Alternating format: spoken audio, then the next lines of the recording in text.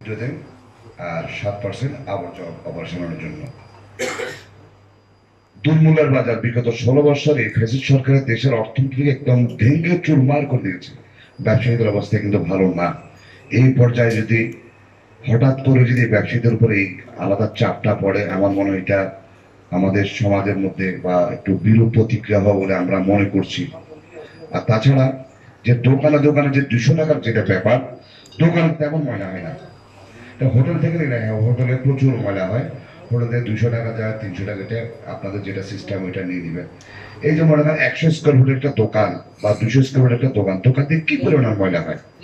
তো আমি আশা করব আপনি একজন ভালো ফ্যামিলি থেকে উঠে এসছেন, পরিচ্ছন্নতা আপনি একজন রাজনীতিবিদ, আপনি তৃণমূল থেকে উঠে এসছেন, আপনি জনগণের থিমটা বুঝবেন, চিন্তা চেতনা বুঝবেন।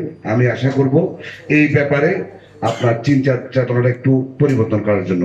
এই পর্যায়ে আমি